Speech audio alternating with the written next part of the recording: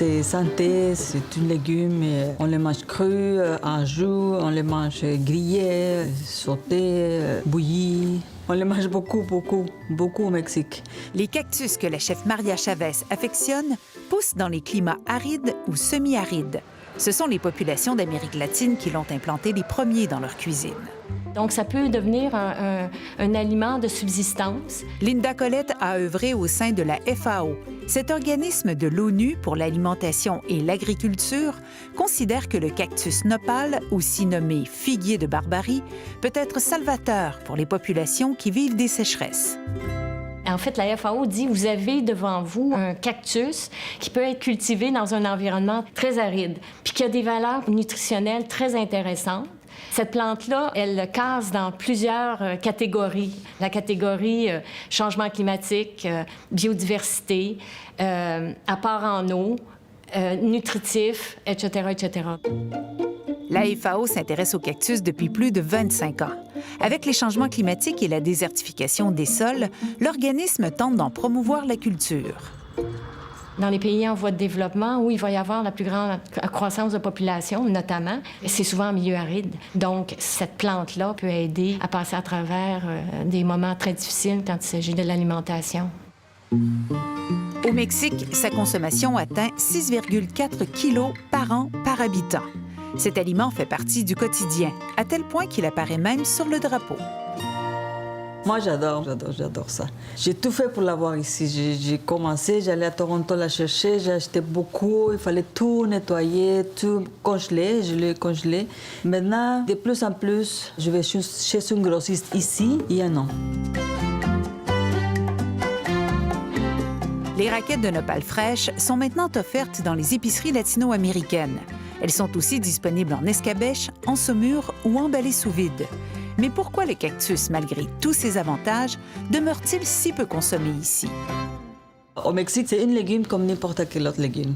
Ici, les gens ne connaissent pas, ils connaissent moins.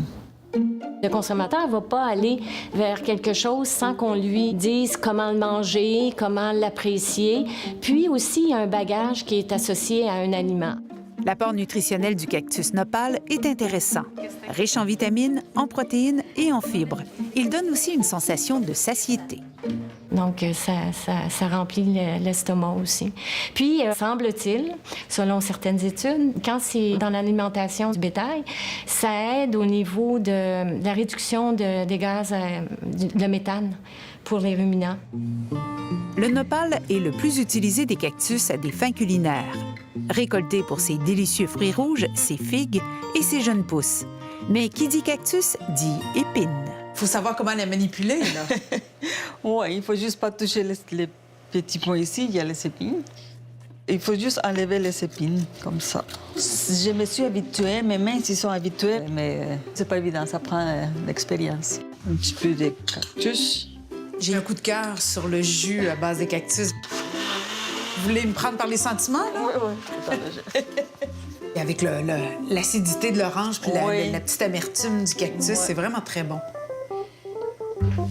Pour la soupe gourgane et cactus, on fait d'abord revenir oignons, tomates et coriandre.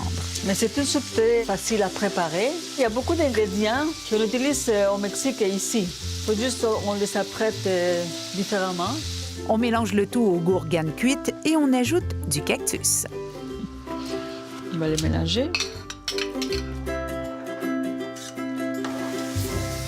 Pour préparer le sandwich cactus-fromage, il faut d'abord poêler les raquettes.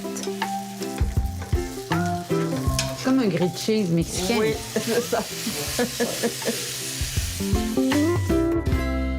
Ici, nous avons la salade cactus. C'est le plat le plus connu ici, au restaurant. Et nous avons aussi les côtelettes de porc, sauce verte et cactus. Ça, c'est un petit peu épicé, mais c'est très délicieux aussi. Il y a des gens qui n'aiment pas le cactus à cause de la texture. Qu'est-ce qu'elle a, cette texture-là? C'est babu, c'est biscuit, c'est ça que les gens n'aiment pas. Mais, comme celui-là, c'est préparé, mais tu les sens pas. C'est très bon, ça. Puis là, ça donne la texture qu'on aurait avec une soupe au pois. Le grilled cheese mexicain maintenant, avec fromage panela. Mais il y a vraiment quelque chose de croustillant encore. Oui, c'est ça, ouais. Mais c'est pas très goûteux non plus. C'est pas un goût qui est envahissant comme... Non. La salade maintenant. C'est le plat le plus populaire? Oui, Je comprends. oui, oui. C'est très, très bon, ça. Le qualificatif le plus précis que je peux Oui. trouver, c'est le cactus, c'est vrai. Le plaidoyer de la FAO à l'effet que le cactus est la plante de l'avenir nous fera-t-il changer nos habitudes alimentaires? Pas au Québec. On est gras dur. Je devrais pas dire ça, là.